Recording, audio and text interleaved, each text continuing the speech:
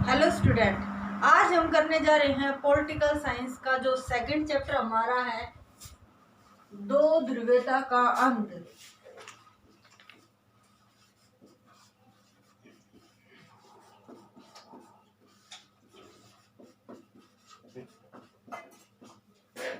देखिए student, last video हमने discuss कर लिया था कि दो ध्रुवीयता क्या है। तो दो ध्रुवीयता हमने देख लिया था कि अमेरिका और यूएसएसआर या सोवियत संघ की यहाँ बात की जा रही है।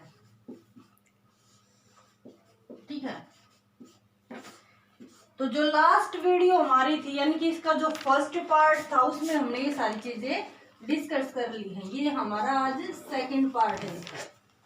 इसका हमने विघटन देख लिया था कि 1991 में क्या हो गया था, इसका विघटन हो गया था, यानी कि ये एक तरह से समाप्त हो गया था। और इसके साथ ही जो 15 जो देश थे उनमें से एक पावरफुल था रूस। ठीक है स्टूडेंट, उसको क्या कहा जाता है, जैसे कई बार गलती से ये भी बोल दिया जाता है सोवियत संघ को रूस का नाम दे दिया जाता है। ठीक है, तो लास्ट वीडियो जहां से हमने आपने आज की क्लास शुरू करनी थी या लास्ट टॉपिक हमारा जो था जिसपे हमने कंसल्ट किया था वो था शॉक थेरेपी। ठीक है, तो स्टूडेंट आज हम बात करते हैं शॉक थेरेपी के बारे में। अब ये क्या था, ये एक विश्व स्तर पर एक अंतरराष्ट्रीय मौद्रिक जो संस्थाएं थी उनके द्वारा जो विश्व बैंक और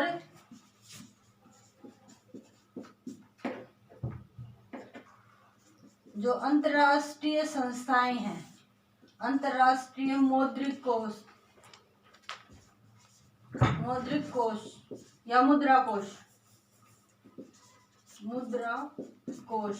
ठीक है, इनके द्वारा क्या था, ये निर्देशित था, यानी कि इनके निर्देशों के अनुसार ही इस मॉडल को तैयार किया गया। यह मॉडल विश्व स्तर पर था। ठीक है स्टूडेंट, तो हम जान लेते हैं कि इसका अर्थ क्या है। सबसे पहले तो यही बात है कि शॉक थेरेपी हमने इसका नाम दिया, तो इसका मतलब क्या है। ठीक है, तो इसका मतलब है, शॉक थेरेपी का मतलब है आघात पहुंचाकर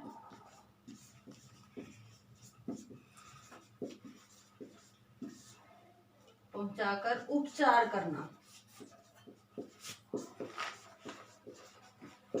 यानी कि पहले किसी को क्या करे, पहले किसी को चोट पहुंचा दे और फिर उसका ट्रीटमेंट करे। ठीक है, ये है शॉक थेरेपी। और ये किसने अपनाई थी, ये सोवियत संघ के जो देश बच गए थे उन्होंने इसको अपनाया था। अब बात कर लेते हैं कि जो सोवियत संघ जब विघटन हुआ तो इसके जो बाकी के देश बच गए थे उन्होंने कैसे साम्यवादी जो विचारधारा थी, साम्यवादी विचारधारा से वो कैसे निजीकरण की तरफ बढ़े, या यूं कह लो कि कैसे पूंजीवादी की तरफ, पूंजीवादी जो व्यवस्था थी उसकी तरफ उन्होंने आगाज किया। ठीक है, पूंजीवादी एक तरह से व्यवस्था थी, उसको कैसे अचीव किया या उसकी तरफ कैसे बढ़े। ठीक है, सोवियत संघ के हमें पता है स्टूडेंट कि जो भी सोवियत संघ था वो भी साम्यवादी विचारधारा से प्रभावित था। और विघटन के बाद साम्यवादी विचारधारा कैसे निजीकरण या यूं कह लो कैसे पूंजीवादी व्यवस्था, यानी कि कुल मिलाकर हम कह सकते हैं कि अमेरिका की तरफ कैसे उन्होंने बढ़ना शुरू किया या अमेरिका की कैसे विचारधारा को प्रभावित किया गया। अब बात कर लेते हैं कि शॉक थेरेपी का मतलब क्या है, शॉक थेरेपी के हम अब कारण देख लेते हैं कि क्या है। ठीक है, शॉक थेरेपी के हमने अर्थ जान लिया है, उसका बैकग्राउंड जान लिया है, किस द्वारा निर्देशित हुआ है। ठीक है, शॉक थेरेपी का अर्थ है आघात पहुंचाकर उपचार करना। किस द्वारा निर्देशित हुआ है, तो विश्व बैंक और अंतरराष्ट्रीय जो मुद्रा कोष है उनके द्वारा इसको निर्देशित किया गया है। साम्यवादी जो विचारधारा वह कैसे निजीकरण और कैसे वो पूंजीवादी की तरफ आगे बढ़ी। इस प्रकार हम शुरू करते हैं अब अपने शॉक थेरेपी के कार्य। ठीक है, तो पहला कार्य तो यही था कि इसका जो भी चीजें थी उनका क्या होने लग गया था, अब निजीकरण होने लग गया था। ठीक है, अब जो सोवियत संघ था उसमें क्या किया जाता था, उसमें किया जाता था कि इस उत्पादन संबंधित जितने भी फैसले हो वो कौन ले, सरकार ले, और निजीकरण में कौन ले, आम जनता ले। ठीक है। सेकंड पॉइंट हम स्टूडेंट इसमें ये ले सकते हैं कि जो यूरोप और मध्य एशिया के जो देश थे ना, उन्होंने भी क्या किया था, अब जो अमेरिका की विचारधारा थी, ठीक है, अब हम यहाँ लिख सकते हैं मध्य एशिया और यूरोप के जो देश थे ना, उन्होंने क्या किया है, वो भी अब अमेरिका की जो विचारधारा थी उससे क्या होना शुरू हो गए थे, प्रभावित होना शुरू हो गए थे। ठीक है, अमेरिका की ही विचारधारा से कौन प्रभावित हुए थे, ये होना शुरू हो गए थे। आई थिंक आपको यहाँ तक समझ में आ गया है। अब हम बात कर लेते हैं कि इसके परिणाम क्या हुए। अब देखो शाक थेरेपी के परिणाम।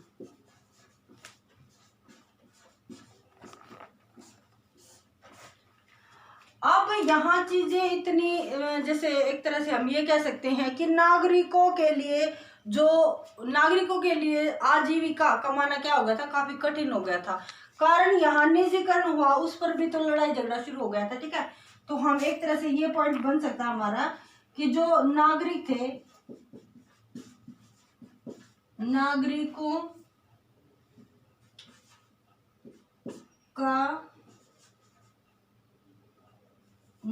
का जीवन कठिन हो गया था। ठीक है,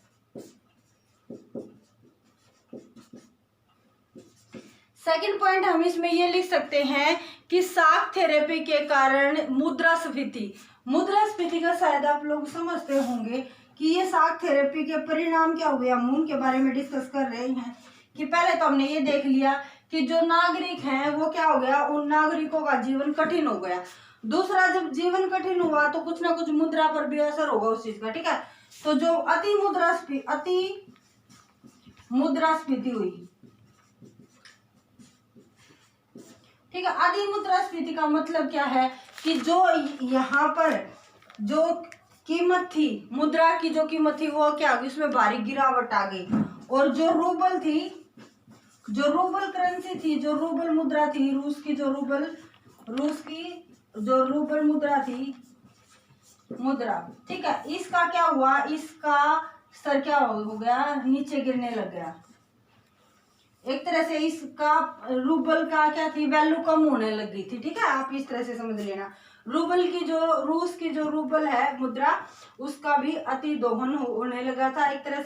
एक तरह से इसकी कीमत घट गई थी, लोग परेशान होना शुरू हो गए थे।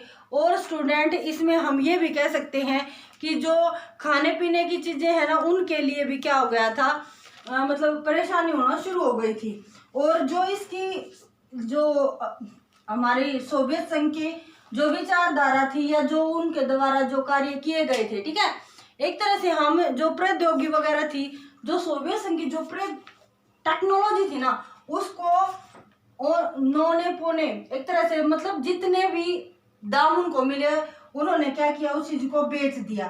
ठीक है, तो हम यहाँ ऐसे कर सकते हैं कि जो प्रौद्योगिकी सोवियत संघ द्वारा अपनाई गई थी,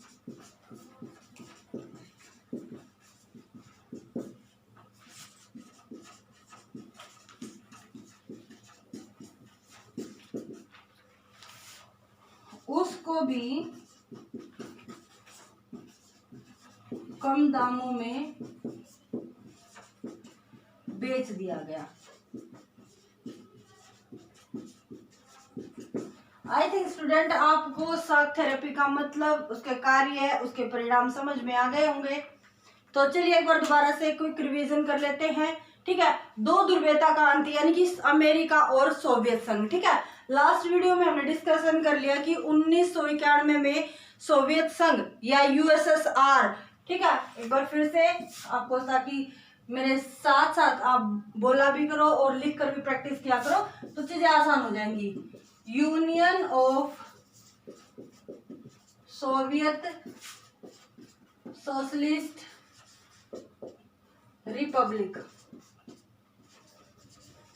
इससे आपको फुल फॉर्म याद हो जाएंगे स्टूडेंट, मेरे साथ साथ अगर आप रिपीट करोगे तो। ठीक है, तो इसकी फुल फॉर्म ये होती है और इसका विघटन हुआ 1991 में। अब बात कर लेते हैं कि जब इसका विघटन हो गया, जब सोवियत संघ का विघटन हो गया, तो जो सोवियत संघ में 15 देश थे, उन्होंने अपने बचाव के लिए या अपने विकास के पक्ष के लिए उन्होंने क्या किया, तो उन्होंने विश्व स्तर पर एक मॉडल तैयार किया, ठीक है, जो कि निर्देशित था किस पर, विश्व बैंक और अंतर्राष्ट्रीय मुद्रा कोष पर, ठीक है। उस जो वो मॉडल तैयार किया गया, उस मॉडल का नाम था student shock therapy. Shock therapy, shock therapy का मतलब होता है आघात पहुंचाकर उपचार करना, ठीक है, आघात पहुंचाकर उपचार करना शॉक थेरेपी का मतलब है।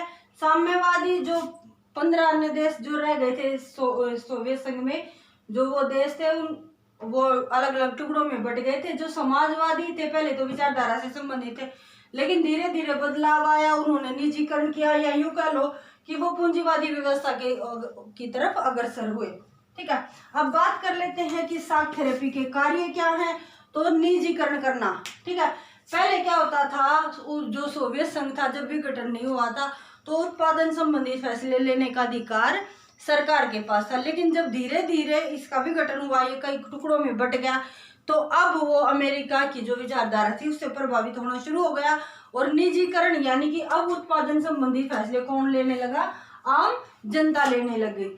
ऐसे ही मध्य एशिया, यूरोप, ये इन सब में जितने भी देश शामिल थे वो भी धीरे धीरे अमेरिका से प्रभावित होना शुरू हो गए थे। अब बात करते हैं इस शॉक थेरेपी के परिणाम क्या हुए।